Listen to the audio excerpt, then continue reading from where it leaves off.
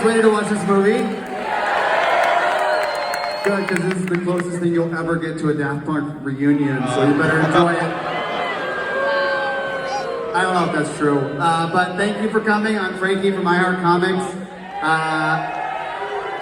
It's our 20th anniversary, so IC20, what up? Anyways, just wanted to remind you there's a Q&A immediately after the credits roll. So stay for that, and then we're gonna party in the lobby afterwards, and we'll see what happens. Enjoy the movie. Dance.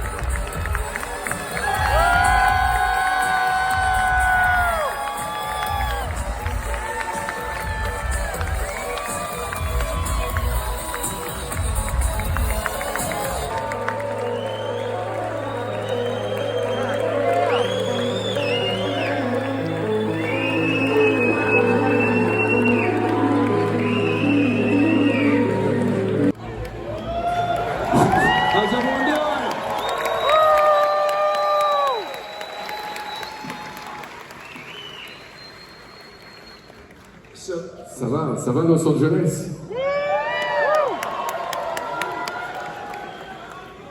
Hello, hello. Do you guys want to, I wasn't sure how to build you guys up, so can you, for the people that don't know who you guys are, can you sort of say how you're involved with Daft Punk, how you're involved in this? Just so people would know, or do you want me to do it for you? Do it, Steve.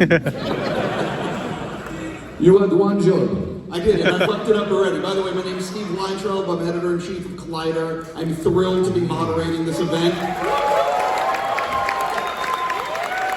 So, I guess to my left here, Pedro Winter is Daft Punk's manager from 1996 to 2008.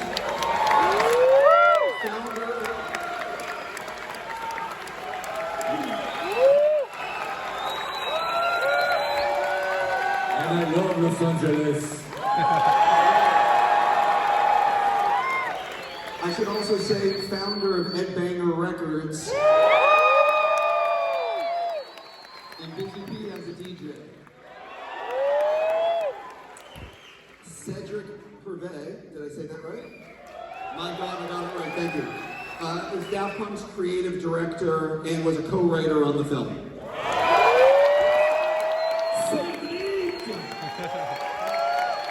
We call him Master for the. So I'm just curious for the audience, did anyone fly in for this event? Yes. I see a hand right there. Wait, where did you guys fly in from? Vegas? Seattle? Texas. I beat you all. I'm fucking flying from Paris. Next question. Please raise your hand if this was your first time seeing the film. Oh, wow. And how fucking good was it?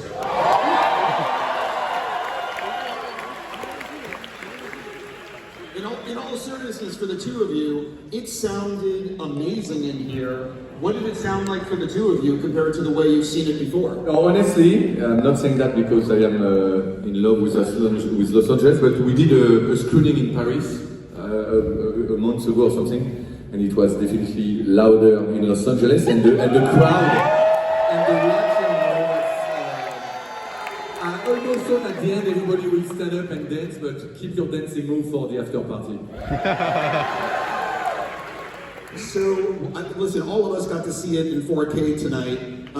Is there any plans for this to be released on 4K Blu-ray, to have it in theaters, in select showings? What's going on with it?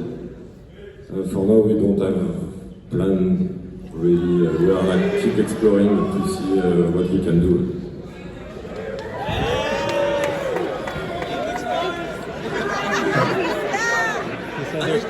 I would like to own a copy, please.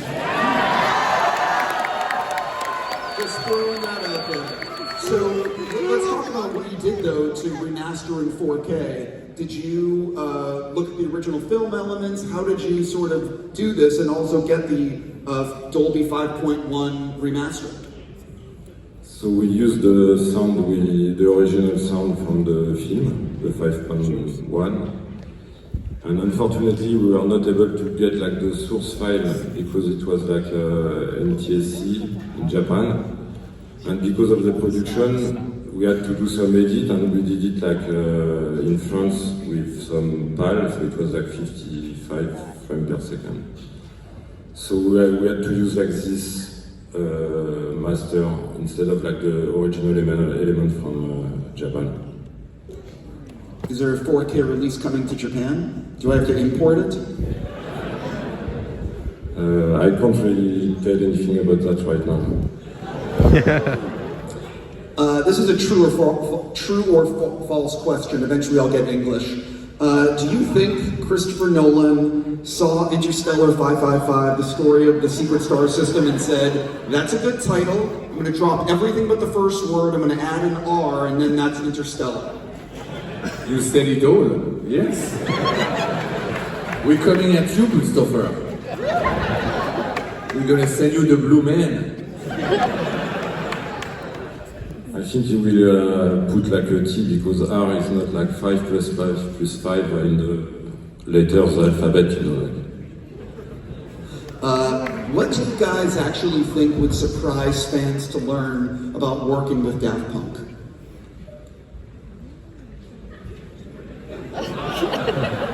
Working with Daft Punk is life-changing. I'm talking for myself. Working so many years, but it's life-changing, and I think they're they are a big inspiration. Even though you didn't meet them or work closely to them, they are definitely part of your life. You know, I can see and I can hear a lot of fans around here, and Daft Punk is a band that changed our lives, open our minds, open our hearts, open our ears, of course, and their music will continue, you know, to follow our lives, you know, like for the early fans. Now, some of us are parents, and we want, you know, to keep, you know, the transmission, keep the dream alive, and this is what is happening here today, you know, sharing and keep discovering, you know. It's the same for me, except like I never felt really like working, but more like playing around and having fun all the time. But I have to say something also talking about Cedric. Cedric has a special relationship with the Thomas and Giman, being a friend, like a close friend first, and now working and running the Daft Punk company. And he's definitely the third Daft Punk, you know, when we, you know, thinking about as a creative group, Cedric is definitely the third member of the band.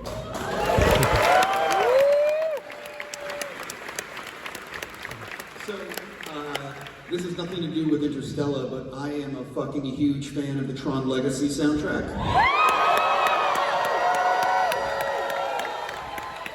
And I'm just curious for the two of you, like, what are your thoughts on that album?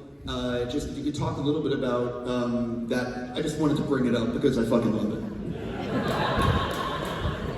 Yeah, me too. I fucking love it. And the good thing, I was on the other side, you know, because at that time I wasn't working with Daft Punk anymore. So I was outside of the Daft Punk bubble, and I was touched, you know, like, and when I, you know, witnessed the work and the commitment of the band, you know, trying to go further, you know, not doing what everybody was expecting. And me first, as a fan, I was expecting like a full electro album. Oh, I'm looking above now because I can see some other people up there.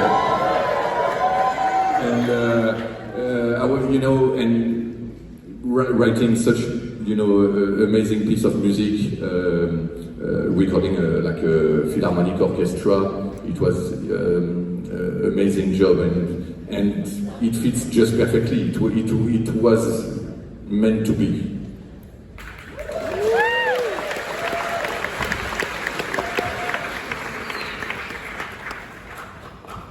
For me, it was like I moved here when they were recording in LA. I mean, when they were recording the soundtrack, so it changed kind of my life because I moved here and I stayed here after.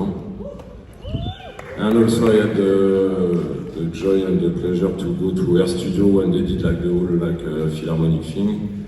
And also we went to a party with Jeff Wedges in Vancouver. So. That's the highlight. Of course I'm asking this. No, sorry, Steve. You should tell the story about Thomas and Giman looking like spermatozoids during 5 days. This is what they want to hear. It was not about the music, it was when they did the cameo in the movie. We stayed in Vancouver in the RV for like 5 days. Every day, like the production, they were calling, saying like, get ready, it's now. But after 5 days, like on Friday night at 2 a.m. they did the cameo, and they were wearing like this kind of like white hoodie and all over thing, like it looked like the Woody Allen movie when the thing you were saying about, you know. The end of the Line Club? Wait.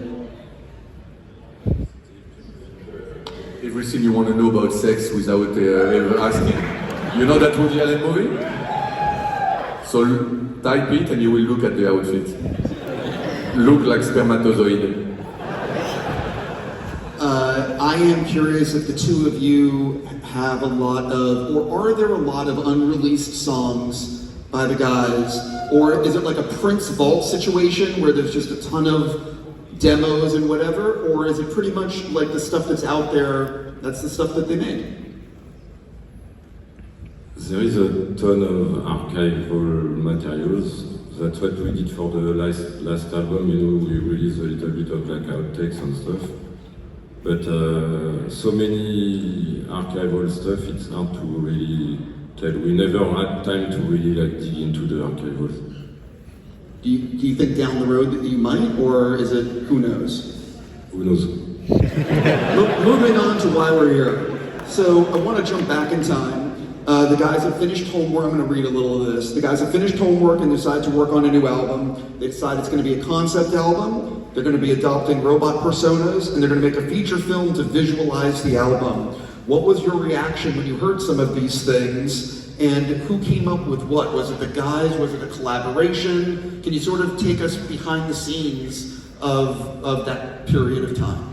Yeah, so the early 2000s, we we finished the homework sequence, which was an amazing campaign at the time, because homework put Daft Punk in the front page in a record magazine worldwide. They came up with like an amazing also video campaign. Remember the Around the World video, the Spike Jonze, the Funk, Roman Coppola, Revolution 909, and Seljaniak Burning. The videos were very ambitious at the time, and it cost a lot of money. It was a lot of investment for. I'm not going to go too deep into the music business thing, but Daft Punk are their own producers, you know. So they invest all the money they get, they invest it to create more stuff, more videos, more music. And the first album was already a big thing, you know, direct releasing and producing all those videos.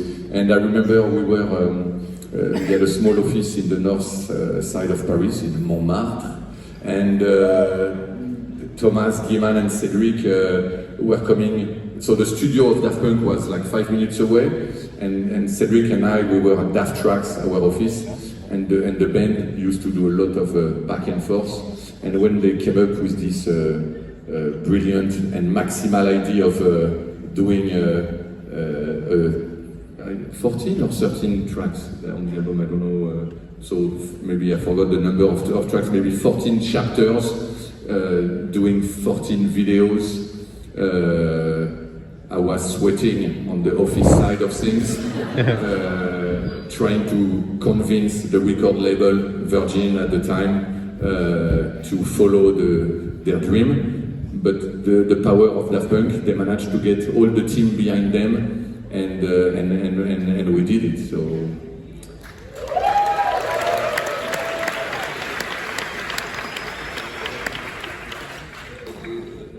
I can't really remember how everything happened, but what I remember, it's like first we wanted to do like a live action film. We were working on some direction, and I think the first idea was something like Metropolis or Brazil, with like some people being exploited, working like kind of like the modern times and stuff, but it was not really like going with the music. We were like writing the story as they were working on the music, so it was like kind of a parallel thing. So that's where I think after where we came with the idea of this band, and at the beginning I think it was coming from like the rock bands. They have some attitude. They were wearing like sunglasses and stuff, and we were like, oh, why they are like this? And we imagined the whole thing behind this with like the manager. It's not like really like manager, more like impresario, like the Pinocchio, you know, like I remember like Pinocchio. The master of puppet. And so working on the music and together on the story, we came with this thing. And because also I think the music is so visual, it was easy to put like story on the music, you know. Man, I have so many questions. Do you guys, and I'm going to butcher his name, so I grew up loving space, Space Battleship Yamato, and specifically the work of how do you pronounce it? Leiji Matsumoto. Thank you. Yes, I didn't want to butcher his name. So he is a legend in Japan, and so I'm just curious, how did you guys first hook up with him? How tough was it to meet with him and to get him involved? And then part two is, can you talk about his specific contributions to the film? Because you can feel it with the look, and it just reminds me, it's like, oh, that's his work. We were lucky, in fact, because we all flew to Tokyo summer 99, no, not summer 99, summer 2000, I think. And the idea was to visit the best anime studio in Tokyo, so we had a list. And I don't remember if we met Leiji was it the first meeting or the first time? We met him the first time. Yeah. Don't you remember? We met him for sure during his first trip to Japan, and I think both Daft Punk and Leiji Matsumoto, as you can see in the intro of the Interstella, they fell in love. You know, like something. You know, they are coming from another planet. If I can share the secret, you know, and Leiji and Thomas Engiman, you know, they match together. The love at first sight. Yeah. But when we sent the list to it was Toshiba EMI, they were like having Daft Punk signed, in The Japan. Japanese record company. We sent like Leiji was our top list collaborator, but they said like no, you will never be able to work with him because it's my god, in Japan. But when the company they approached him, he was like, oh, they are French, and he was like when he was young and he started to work, he watched this movie Marianne de Majonnaise.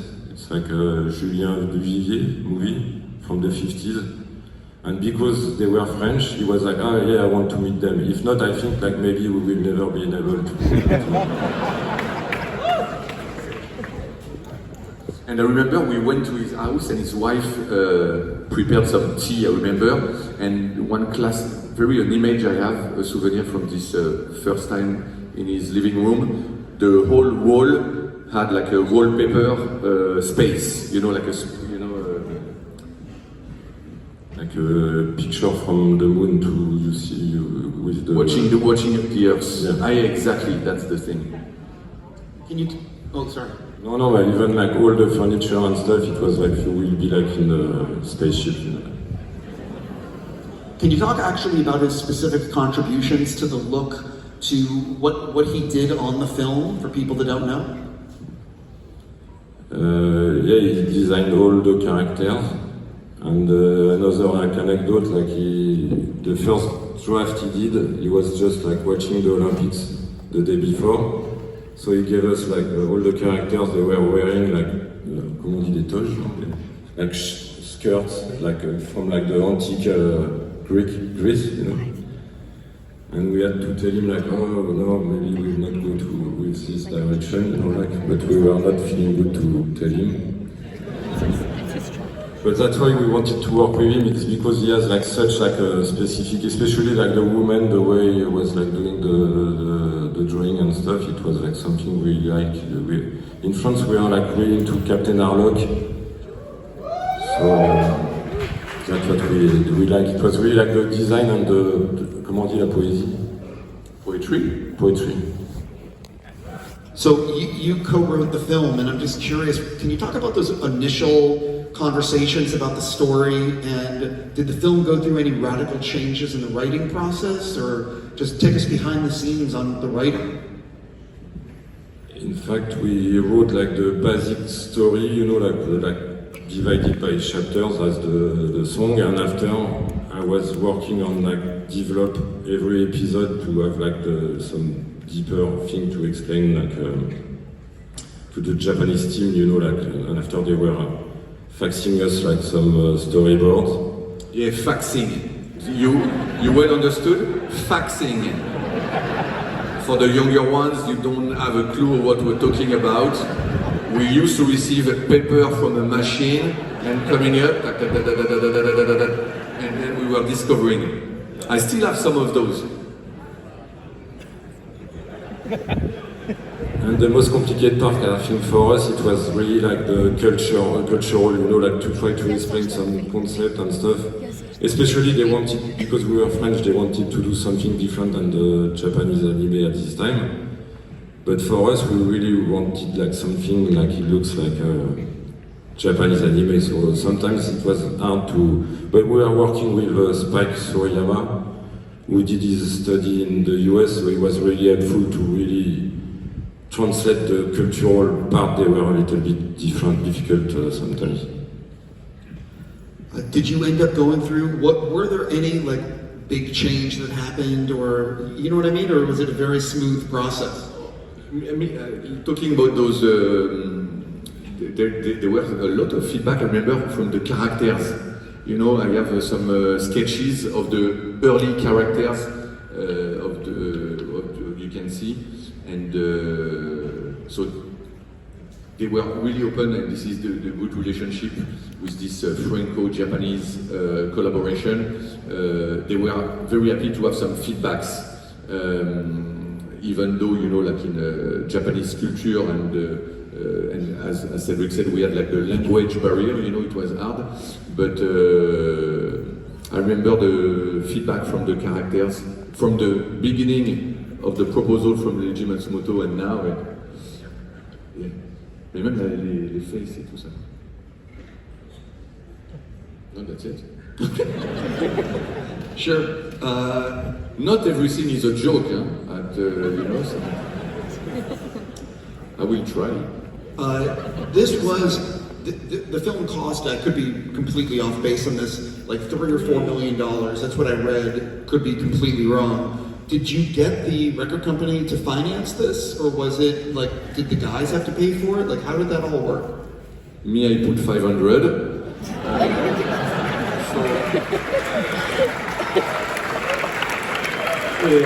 No, but that's again. This is what I was saying earlier, like the power of the band that managed to bring a team together, and at the time we have to shout out Virgin France, who was the record company we were working with, and they trust Daft Punk since day one, and they helped to invest, and so it was the record label, and in a way, in a cycle way, Daft Punk money.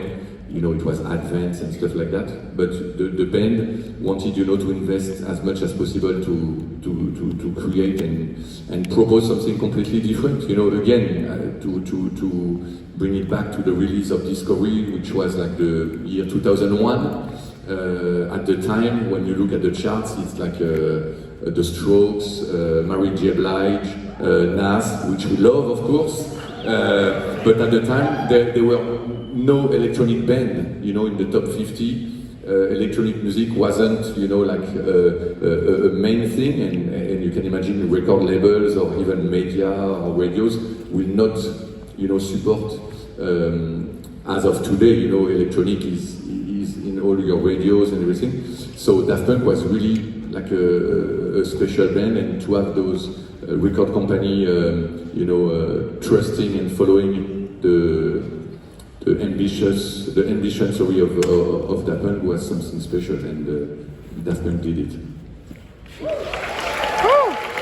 Also, the songs are just they're timeless. Number one, but they were just so ahead of the curve in so many ways. But even with this, being, you know, doing this 20 years ago, and now you look at the popularity of anime and animation and how much it's on all the streaming channels. It's just much more popular than it's ever been, and they were doing this 20 years ago.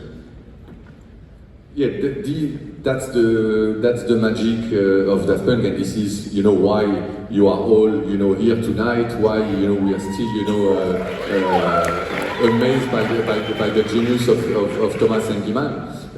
I'm like you. I'm witnessing, you know, the magic and the power, and this, as you said, is completely relevant nowadays. You know, watching this, and it's still with Cedric. I think you maybe you can explain it yourself, but you know, of course, this is an artistic, you know, proposition. Put some images on music, but of course, have you seen it today? There is much more. You know, there is something. It says a lot on, you know, on the music business, on the fame business, on the fake news, they wrote it in 2000, and we are 24 years later, and it's more than relevant, more than ever, you know.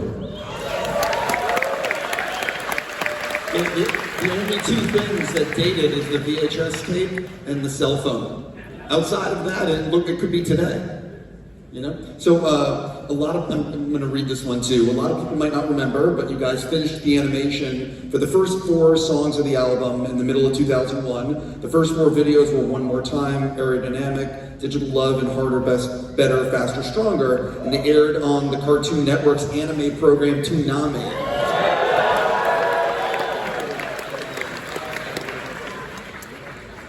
So So this is back in 2001, and the movie didn't premiere at Cannes until 2003. What was the reason to get those 4 videos out in 2001? Because those were the first 4 singles. Like, what were you rushing to get those things done for?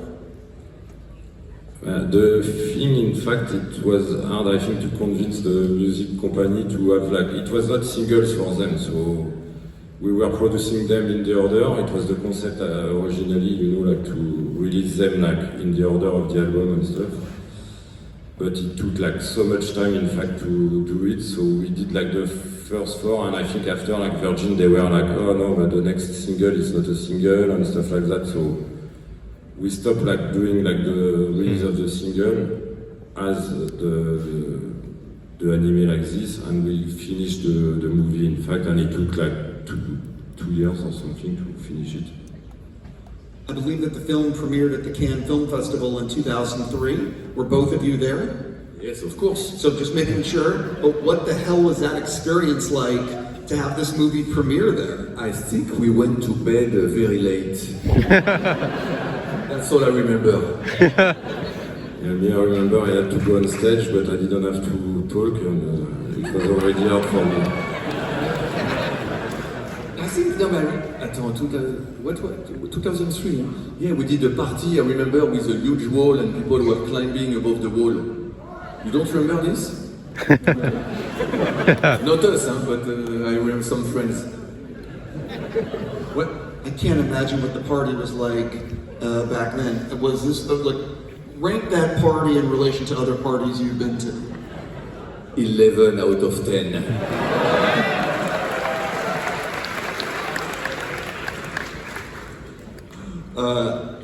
The film went after Cannes, played at other film festivals. What was it like then, and just the reaction to the film, if you could talk about it?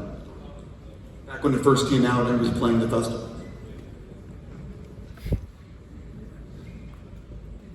Sometimes you have to be honest. We don't remember.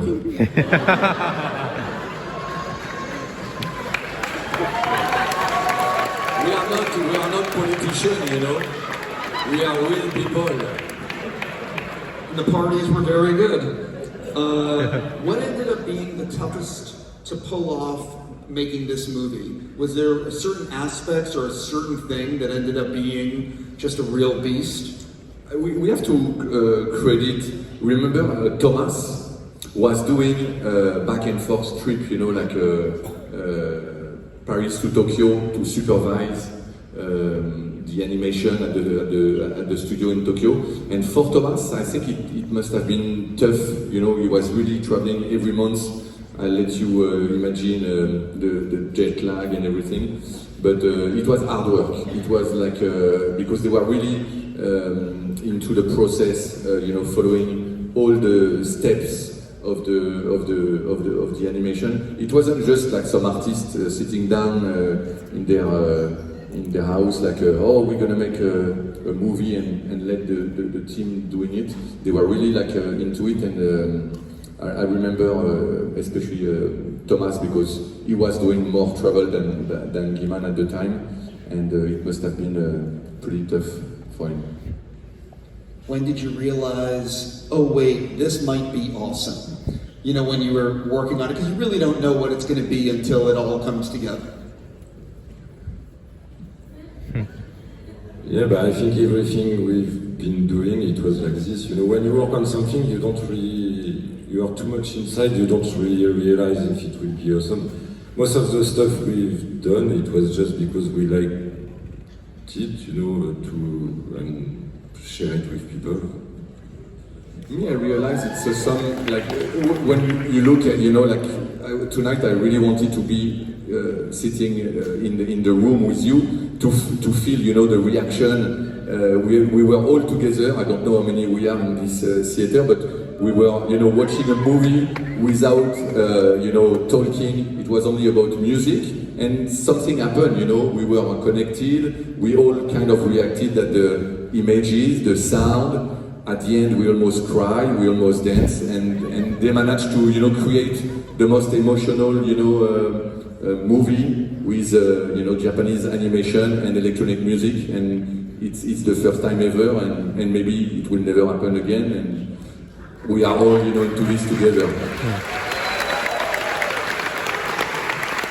I will say, I was standing in the back, and I have never seen an audience where all the heads and everyone in this audience was just rocking. It was fucking great.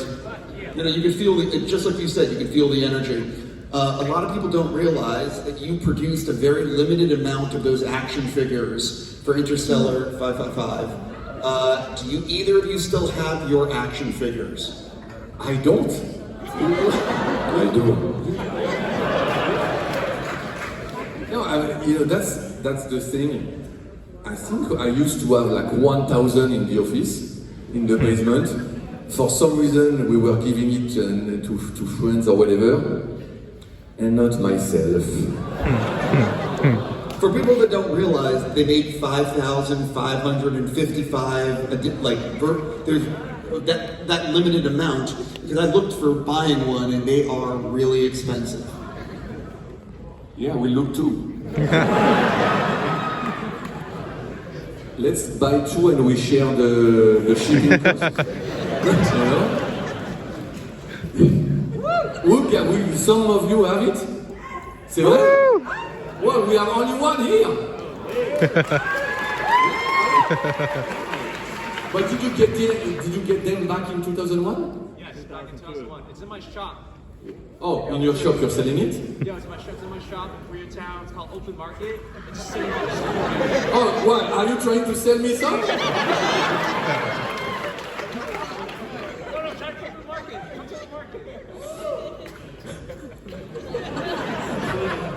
Is there anything though that you think might surprise people to learn about the making of this film that's not online, like the behind the scenes stuff? Or is it pretty much all well known at this point? But, no, but sometimes the magic happen with simplicity. This legend, and sometimes you can be from Paris, dreaming of meeting the most iconic anime designer ever, Leiji Matsumoto, and magic happen, and the rest is history. It's kind of like the end of the film. In fact, it's like this kid is like playing with his toys and is inventing this story, and that's kind of like what we did. We're near the end of the Q&A, but I just want to touch on one or two other things, which is how the hell did you manage to become the manager of Daft Punk when you had no experience? Like, talk a little bit about that early, like, how did you hook up with them and all of a sudden they're like, you should be the manager, and you had zero experience? I think it's... Sorry? Faxes. Les faxes. I was good at faxes. That was my number one on my CV, curriculum vitae. What do you do? I do faxes. No, but I think it's a story of simplicity. We were 20 years old. We have the same age. We love the same music. Paris is a small town, and then we just like again a human feeling and relationship. We liked each other. We hanging out, and I've learned everything while working for them. And that's all you need. All you need is like you're ready for it. I was in love with their music, and I could have done anything for them. And it was commitment, and maybe they felt it, and it was the best years of my life, and the journey continued. And I think also you have a good contact with people and stuff, so that's what you are good to, except faxes, on top of faxes.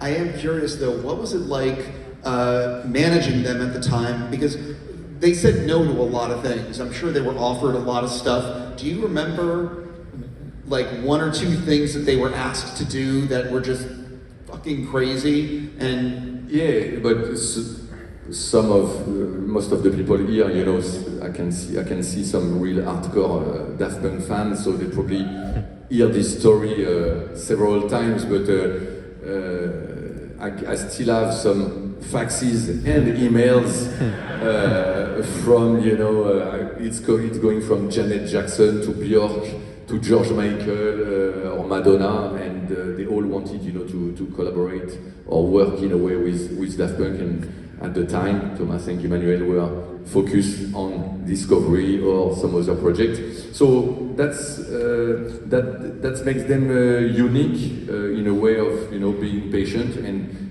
again, their career shows that patience is the key, because after, you know, 25 years of career, they did random access memory, so it was worth the wait. Cedric, as creative director and essentially the third member of the band, can you talk a little bit about, you designed a lot of stuff.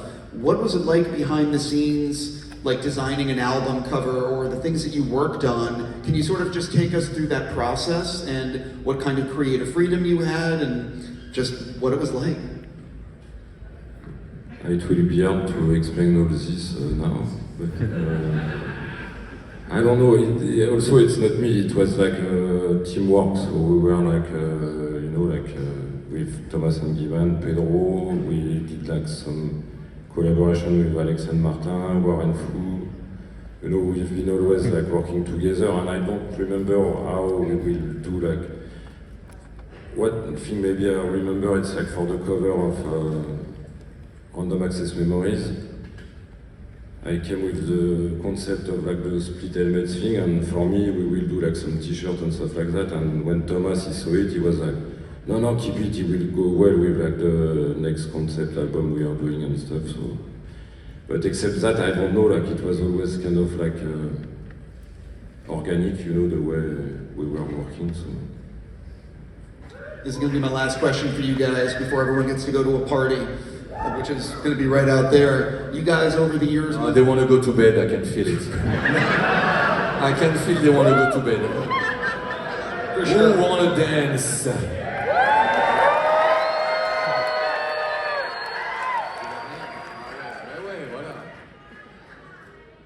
Huh? Really? We're gonna play it if you want. So over the years, you guys must have come across, I don't want to say souvenirs, but there must have been things that you've acquired working with the band, and you know. So what's a few things that you have that you kept, whether it be a T-shirt, whether it be whatever it could be, that you have in your home or wherever, that you're just, you know, in a fire, this is the shit I'm keeping. Me, I have something. I don't know if you've seen it last time you came to my office. I have the you know, when you open the homework album, there is a little notebook, you know, which is written homework, and I have it from the shooting. I frame it, and one day it's gonna be at the Louvre.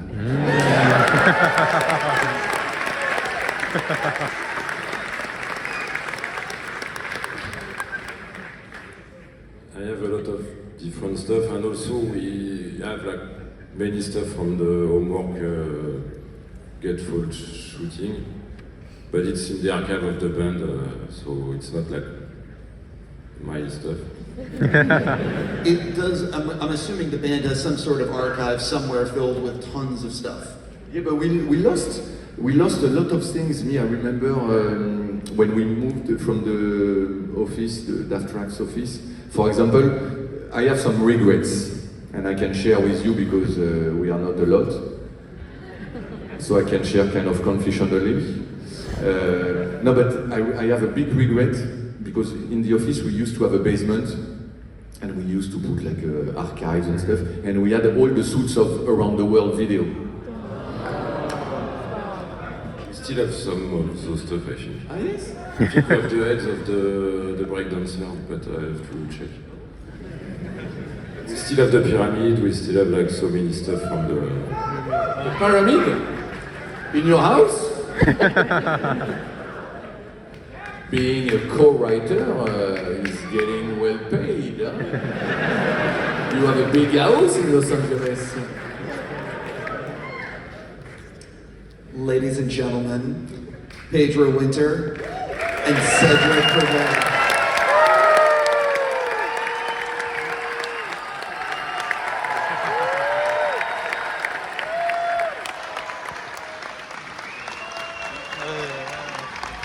Shout out to Steve also, it was amazing.